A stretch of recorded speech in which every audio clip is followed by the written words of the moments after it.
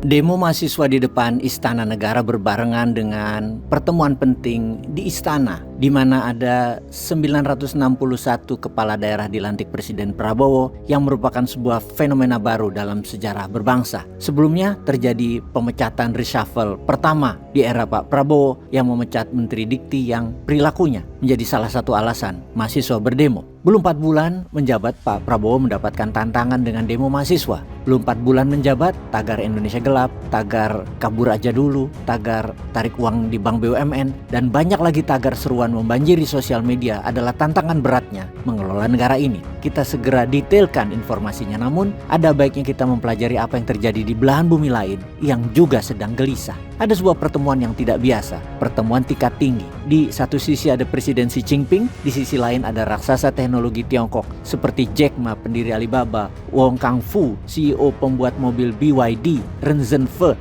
pendiri Huawei, Lei Jun, CEO Xiaomi, dan banyak lagi yang hadir. Diskusi ini di balik pintu tertutup, namun kita semua tahu bahwa Tiongkok memerlukan produk penggentar sebagai faktor penekan atau deterrent faktor kepada dunia, kepada Trump khususnya. Beberapa minggu yang lalu DeepSeek menggemparkan dunia model AI sebagai pesaing serius bagi AI Barat. Sekarang Xi Jinping bertemu dengan elit teknologi Tiongkok. Apakah ini menunjukkan dukungan untuk sektor swasta teknologi tersebut? Jawabannya iya. Terjadi perubahan yang signifikan pada Xi Jinping, di mana kita tahu semua giant tech di Tiongkok dikendalikan oleh CCP atau Partai Komunis Tiongkok dengan paksa beberapa tahun silam. Hubungan negara dengan sektor teknologi swasta memiliki hubungan yang penuh ketegangan. Beijing demi mengontrol data melakukan tindakan keras seperti anti monopoli terhadap Tencent dan juga Alibaba. Kemudian hilangnya Jack Ma secara misterius beberapa tahun yang lalu dengan menuduhkannya ke undang-undang keamanan data yang ketat. Hasilnya adalah giant tech lambat berinovasi juga lambat berinvestasi. Ketatnya kebijakan tersebut mengguncang pengusaha dan investor yang ragu-ragu yang menyebabkan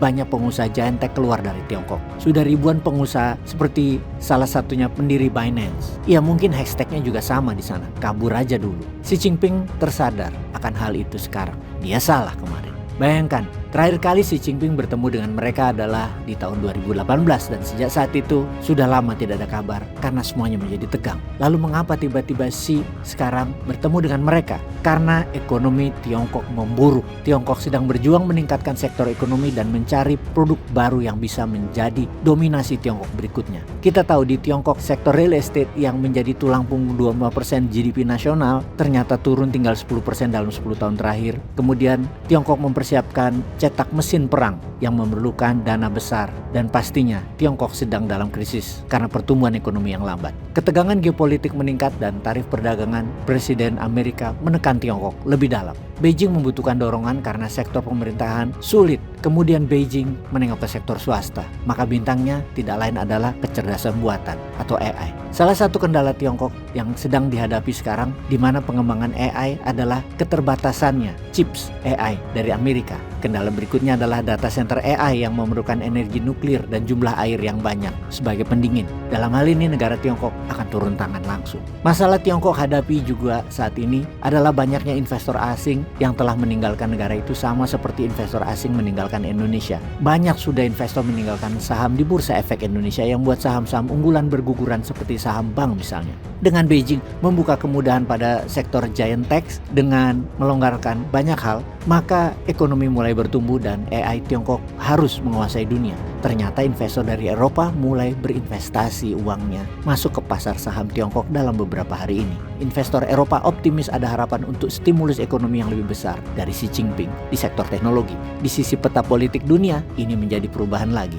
Eropa jadi berlawanan dengan Amerika. Kedepan, pastinya Tiongkok menginginkan lebih banyak inovasi teknologi swasta dan bersedia untuk mengakhiri intervensi negara. Xi Jinping inginkan sektor swasta berkembang cepat dan mendukung program semacam Stargate-nya Trump versi Tiongkok. Memang sektor swasta itu penting. Xi Jinping pun sekarang memberikan semacam pengakuan bahwa Beijing tidak mampu untuk mengasingkan para pengusaha sepenuhnya. Swasta besar kecil harus dirangkul dan kerjasama. Indonesia pun seharusnya demikian. Pihak swasta UKM diberikan kemudahan peraturan, kelonggaran perizinan, kemudahan pendanaan, kreativitas jangan dihalangi dengan alasan belum ada model bisnisnya, perlu izin INA itu, BUMN lah, izin edar lah, sertifikat INA itu. Yang gak heran banyak yang kabur aja dulu. Itu menggema. Yuk dirangkul kembali pihak swasta. Peace.